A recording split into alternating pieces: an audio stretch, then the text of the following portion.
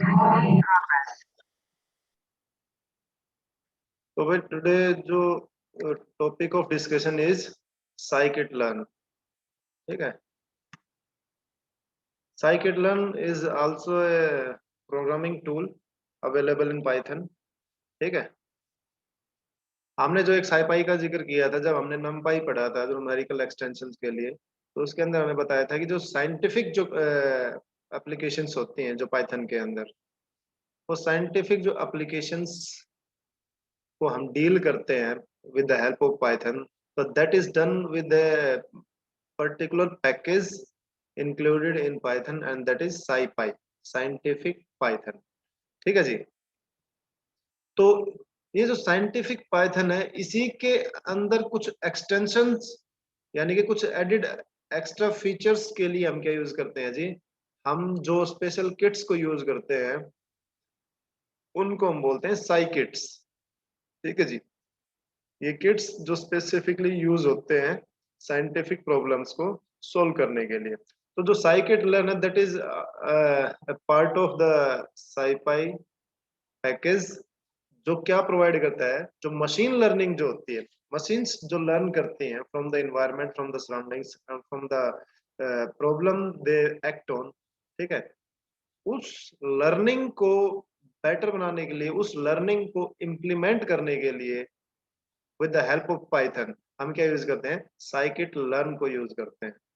ठीक है जी। तो इसके अंदर जो क्या होता है, इसके अंदर एल्गोरिथम्स होते हैं किसके लिए, for supervised learning and for unsupervised learning. इसके अंदर दोनों तरह के मोड होते हैं, सुपरवाइज्ड लर्निंग मोड भी होता है और आपका अनसुपरवाइज्ड लर्निंग मोड भी होता है।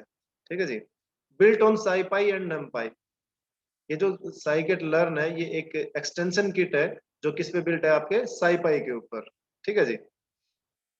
Standard Python API interface provide करता है। ठीक है, जिसके थ्रू आप क्या करते हो, आप टूल्स डेवलप करके लर्निंग मैकेनिज्म से जो बिल्ड करते हो आप मशीन के अंदर। ठीक है जी। और जो ये स्पेसिफिकली जो रिजाइड करता है, ये किस ब्लॉक में करता है, जो पाइथन के अंदर जो सी लाइब्रेरीज हम यूज करते हैं, या जो लैपक मॉड्यूल है, या लाइब्रेरी एसवीएम मॉड्यूल है, या साइथन मॉड्यूल है, यानी कि वेरियस ये जो पर्टिकुलर मॉड्यूल्स हैं उनके अंदर क्या होता है, ये बिल्ट होता है, ताकि जो वेरियस जो काइंड ऑफ एप्लीकेशंस आप किसी भी पर्टिकुलर प्रॉब्लम से आप यूज करना चाहते हो, जहाँ पे साइंटिफिक टूल्स आर रिक्वायर्ड, तो वहां पे आप क्या करते हो, इसको यूज करते हो जी। ओपन सोर्स है ये। ओपन सोर्स का मतलब सोर्स जो कोड है that is available to the user, user को अगर जरूरत है, इफ यू रिक्वायर, तो you can change the source of the particular package और किट, ताकि ये अगर कोई फंक्शनैलिटी आपको ऐड करनी है या कोई मॉडिफाई करनी है तो आप कर सकते हो। ठीक है जी। ये एक as a part of BSD license जो डिस्ट्रीब्यूशन होता है, जैसे आपका लाइनक्स का है। ठीक है, Linux is also an open source. ठीक है जी। तो बीएसडी लाइसेंस लाइसेंस डिस्ट्रीब्यूशन के अंडर आता है बैर्कले सोर्स डिस्ट्रीब्यूशन, बीएसडी। ठीक है, तो उसके अंडर ही क्या आता है, ये आपका साइकिट का जो पैकेज है वो आता है। ठीक है, that is available open source to all the users. ठीक है जी।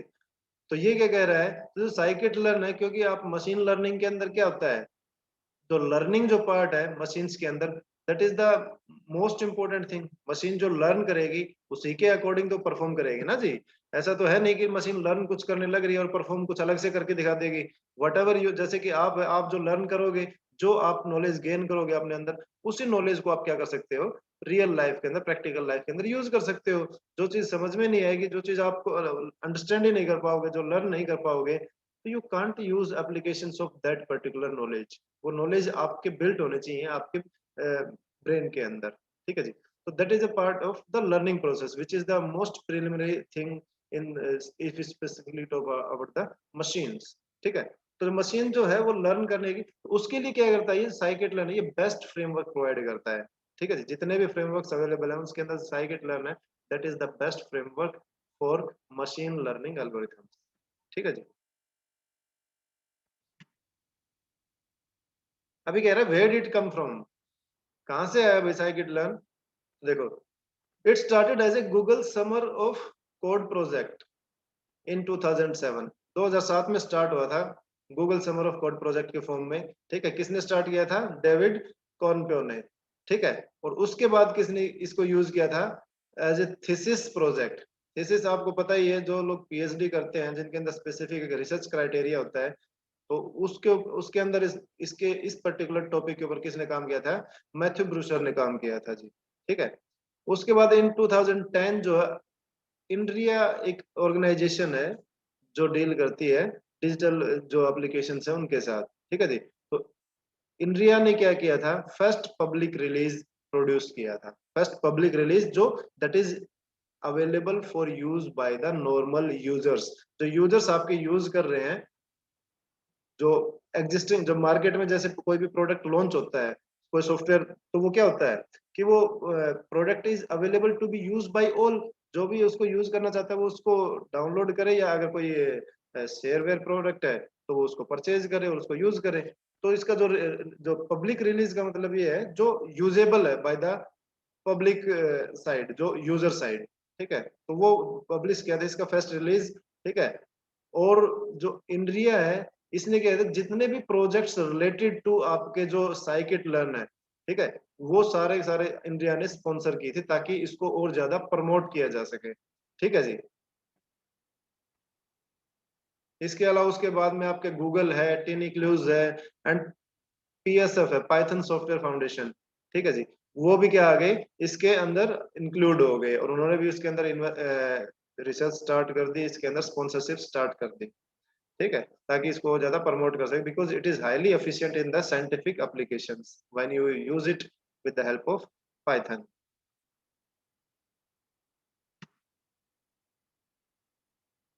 ये क्या बता रहा जी? हु यूजेस scikit-learn आज करंट सिनेरियो के अंदर कौन कौन यूज कर रहा है? These are some of the users who are using scikit-learn for its various applications and products. ठीक है।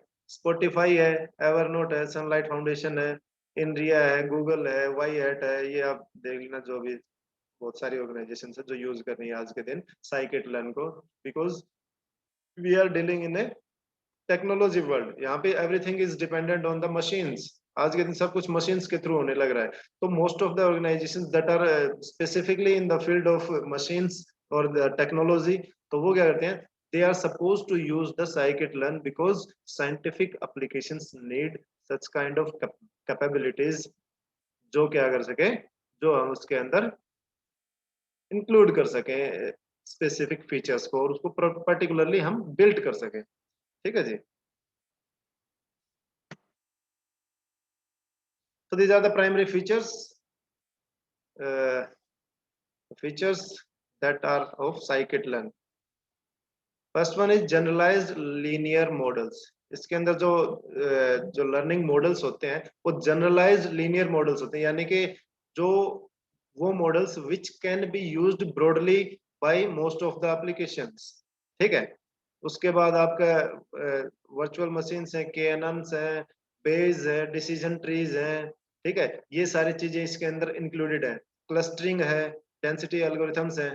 ठीक है। क्लस्टरिंग किस तरीके से करते हैं? उनको डेंसिटाइजेशन ऑफ द उस पर्टिकुलर क्लस्टर के अंदर जो भी ऑब्जेक्ट है उनके डेंसिटी के लिए जो एल्गोरिथम्स है वो सारे इसके अंदर आपको मिलेंगी। ठीक है। क्रॉस वैलिडेशन, अब एप्लीकेशंस का क्रॉस वैलिडेशन, जो भी फीचर प्रोवाइड कर रही है पर्टिकुलर एप्लीकेशन आप जो डेवलप कर रहे हो, उसके वैलिडेशन के लिए कि भाई जो फंक्शनैलिटी आपने बिल्ट की है वो वैलिड है या नहीं है। ठीक है। ग्रिड सर्च, पाइपलाइनिंग, मॉडल इवेल्युएशंस, जो मॉडल्स जो डेवलप कर रहे हो आप उनका इवेल्युएशन के लिए कि जो फंक्शनैलिटी आप डिफाइन कर रहे हो इसके अंदर वो एज पर द जो आपका जो रिक्वायरमेंट्स जो थी आपकी, जो स्पेसिफिकेशंस जो थी आपकी, उनके अकॉर्डिंग जो मॉडल डेवलप हुआ है नहीं हुआ है, उसके अकॉर्डिंग उसको इवेलुएट करते हैं। ठीक है जी। डेटा सेट ट्रांसफॉर्मेशंस, क्योंकि सबसे ज्यादा मेन इंपॉर्टेंट चीज क्या है? डेटा। ठीक है जी। तो डेटा जहाँ पे आता है तो डेटा को आपको क्या करना पड़ेगा? Because we are if we are discussing about data science, तो डेटा साइंस के अंदर we are having big data. तो बिग डेटा को डील करने के लिए you just need to transform the data according to the particular application. आप किस एप्लीकेशन के ऊपर काम करने लग रहे हो, किस एप्लीकेशन को आप बिल्ड कर रहे हो, उसके अकॉर्डिंग आपको डेटा सेट ट्रांसफॉर्म करना पड़ेगा। ठीक है जी। और उसके बाद डेटा सेट लोडिंग, डेटा को लोड करवाना एप्लीकेशन के अंदर, जो डेटा रिक्वायर्ड है पर्टिकुलर एप्लीकेशन के लिए उस डेटा को उसके अंदर लोड करवा के उसको क्या करवाते हैं, कंप्लीट इवेल्युएशन, उसका कंप्लीट एग्जीक्यूशन जो होता है आपका, जो फाइनलाइजेशन ऑफ द प्रोडक्ट है वो होता है। ठीक है जी, these are some of the key features of scikit learn जो आपको मिलेंगी if you are developing any particular application using Python.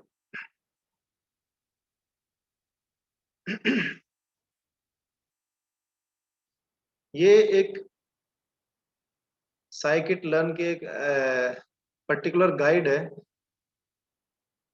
जो एक tour step by step tour बताता है आपका कि किस तरीके से डेटा को आप इसके अंदर यूज करते हो, किस तरीके से एप्लीकेशंस के अंदर आप वेरियस एल्गोरिथम्स, वेरियस प्रोसीजर्स आप इंप्लीमेंट करते हो। तो जनरली इसके अंदर तो चार चीजें होती हैं, एक रिग्रेशन होता है, एक डायमेंशनलिटी रिडक्शन होता है, एक क्लस्टरिंग होता है और एक क्लासिफिकेशन होता है।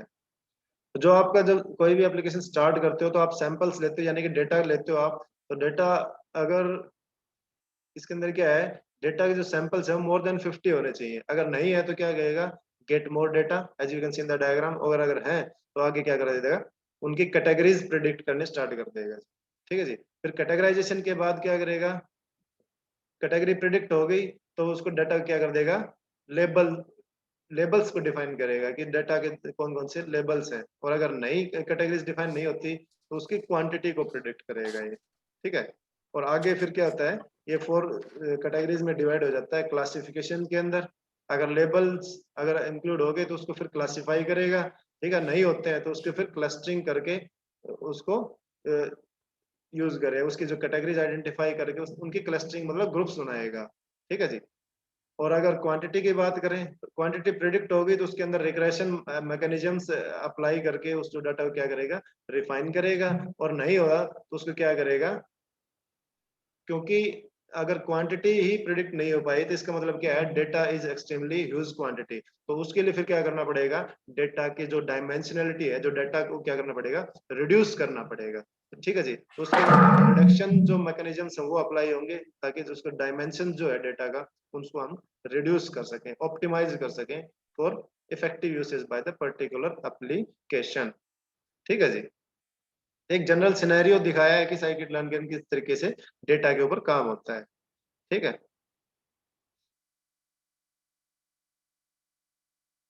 उसके बाद साइकिट लर्न एपीआई के बारे में बता रहा है जी। ठीक है जी। एपीआई क्या, आपका एक ऑब्जेक्ट ओरिएंटेड इंटरफेस है जिसको आप यूज करते हो पर्टिकुलर एप्लीकेशंस, उसके मॉड्यूल्स को यूज करने के लिए, उसके फीचर्स को यूज करने के लिए। ठीक है जी। तो it is centred around the concept of an estimator. अब एस्टिमेटर क्या है, ये कोई भी एक ऑब्जेक्ट है जो क्या करता है, जो लर्निंग करता है आपकी एप्लीकेशन के अंदर कोई भी ऑब्जेक्ट उसको हम एस्टिमेटर बोलते हैं। वो क्या करता है, जो डेटा आप फीड कर रहे हो एप्लीकेशन के अंदर, उस डेटा से क्या करता है, वो लर्न करता है। ठीक है जी। तो लर्न करने के बाद वो चाहे क्लासिफिकेशन है, वो चाहे रिग्रेशन हो, वो डिपेंडिंग अपॉन द सिचुएशन और द पर्टिकुलर डेटा, उसके ऊपर क्लासिफिकेशन अप्लाई होगा, रिग्रेशन अप्लाई होगा, क्लस्टरिंग एल्गोरिथम अप्लाई होंगे। ठीक है जी। वो डिपेंड करता है। ठीक है। और जो भी चीज अप्लाई होगी उसके अकॉर्डिंग क्या करेगा, जो आपकी जो साइकिट लर्न के अंदर जो फीचर्स हैं, उन फीचर्स को यूज करेगा उस रॉ डेटा के ऊपर। ठीक है, ताकि रॉ डाटा को क्या कर सके, वो रिफाइन कर सके, फॉर्मुलेट कर सके फॉर योर एप्लीकेशन। आपकी जो भी एप्लीकेशन है उसके लिए जो डेटा है उसको क्या करेगा, ये ऑप्टिमाइज्ड फॉर्म में आपको अवेलेबल कराएगा। ठीक है जी।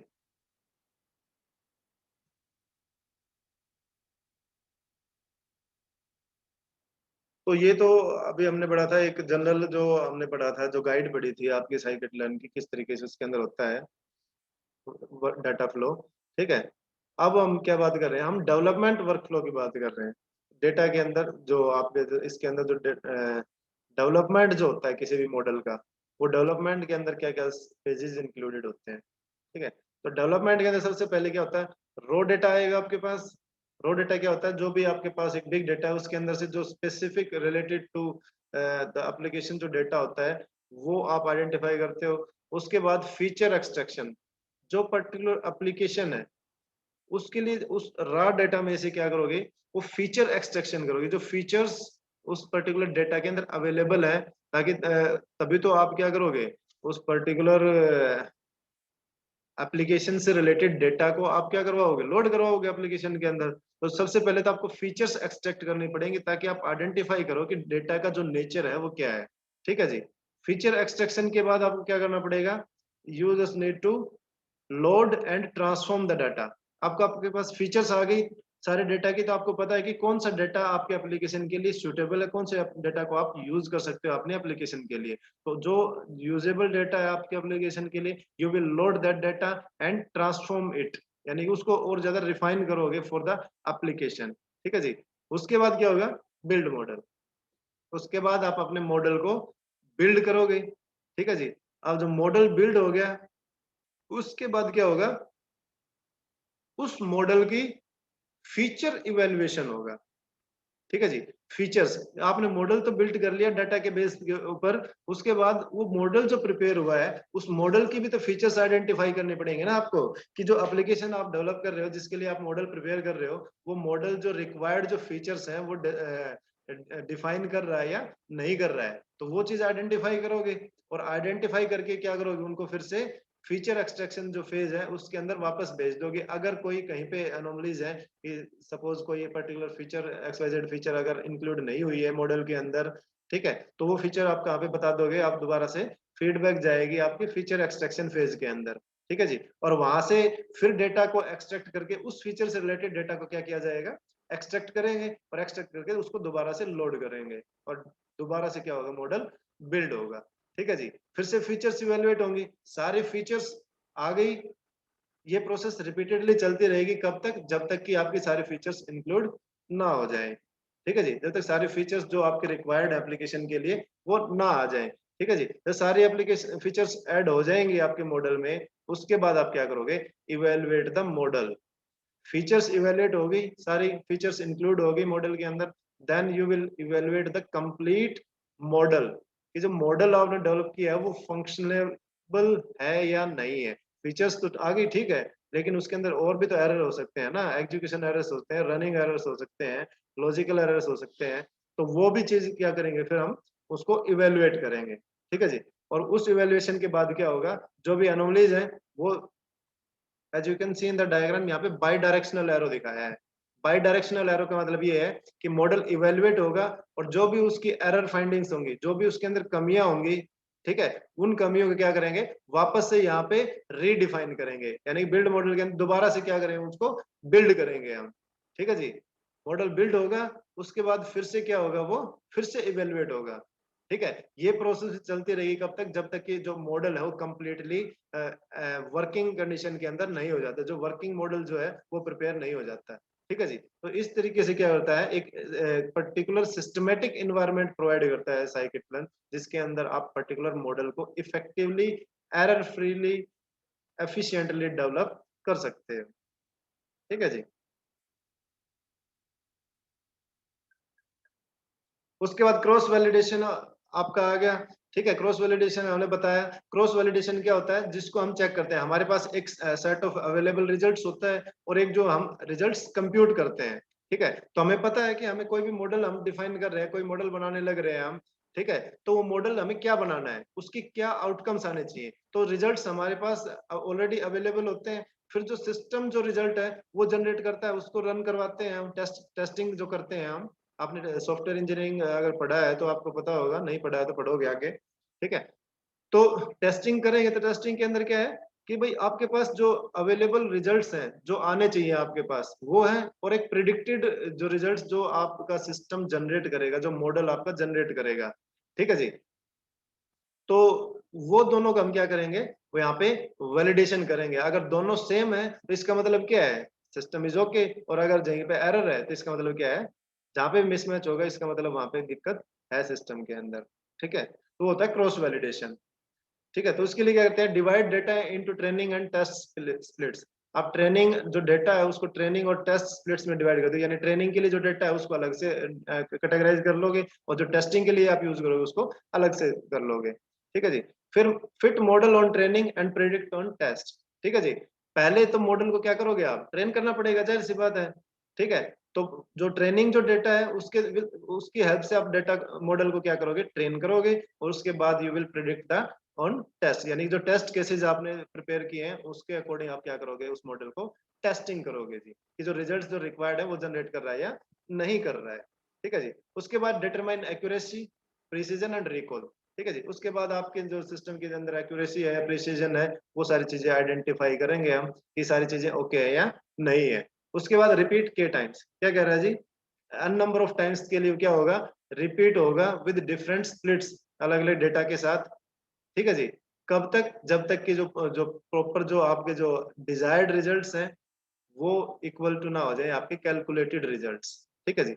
क्योंकि जब तक रिजल्ट्स दोनों मैच नहीं होंगे, actual as you can see in the table, ये actual a and actual b है और ये predicted class a and b है। ठीक है जी। तो एक्चुअल ए और क्लास ए दोनों अगर सेम है, एक्चुअल भी आपके पास आउटपुट ए है और प्रेडिक्टेड भी क्लास ए ही है, तो वो क्या हो जाएगा, ट्रू ए, यानी कि वो रिजल्ट क्या आ गया आपका, सही आ गया। लेकिन अगर एक्चुअल ए है और आपने प्रेडिक्ट कर दी मॉडल ने बी, तो इसका मतलब क्या हो जाएगा, वहां पे जो रिजल्ट उसने जनरेट किए हैं वो क्या किए, फॉल्स रिजल्ट जनरेट किए हैं। इसी तरीके से अगर एक्चुअल बी है और प्रेडिक्टेड ए है, तो ए जो प्रेडिक्ट किया है वो क्या है, फॉल्स है, यानी कि रॉन्ग रिजल्ट जनरेटेड है। और एक्चुअल भी बी है और प्रेडिक्टेड भी बी है, क्लास बी है, दोनों क्या हो गए, वो ट्रू रिजल्ट हो गए। तो इस तरीके से क्या होगा, क्रॉस वैलिडेशन होता है सिस्टम का, ताकि वो उसको क्या कर सके, हम एक्यूरेट और प्रिसाइज वे में डेवलप कर सके। ठीक है जी। उसके बाद MSc and coefficient of determination. MSc होता है मीन स्क्वायर एरर। ठीक है जी। यहाँ पे और कोफिशिएंट ऑफ डिटर्मिनेशन हम ये आइडेंटिफाई करेंगे कि जो कहीं पे कोई एरर है या नहीं है सिस्टम के अंदर, और कोफिशिएंट ऑफ डिटर्मिनेशन जो रिजल्ट्स है वो डिटरमाइंड है या नहीं है सिस्टम के अंदर। ठीक है जी। तो उसके लिए मीन स्क्वायर एरर आइडेंटिफाई करोगे। ठीक है जी। उसके लिए फॉर्मूला दिया हुआ आपका np डॉट मीन और प्रेडिक्टेड माइनस एक्सपेक्टेड, जो आपके पास प्रेडिक्टेड है और जो एक्सपेक्टेड जो आपके पास पहले से अवेलेबल है एक्चुअल। ठीक है।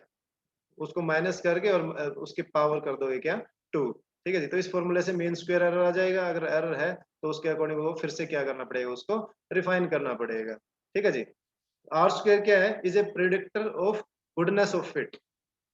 ठीक है जी। ये क्या है, गुडनेस ऑफ फिट है, एंड इज ए वैल्यू जो बिलोंग करती है 0 और 1 के बीच में। 0 होगी या 1 होगी, where 1 is a perfect fit, यानी कि इसकी वैल्यू अगर 1 आ गई, ठीक है जी, तो क्या है, वो परफेक्ट फिट है। ठीक है। और अगर 0 आ गई तो इसका मतलब क्या है, there is some error, there is some problematic situation और you need to refine the particular model. ठीक है जी।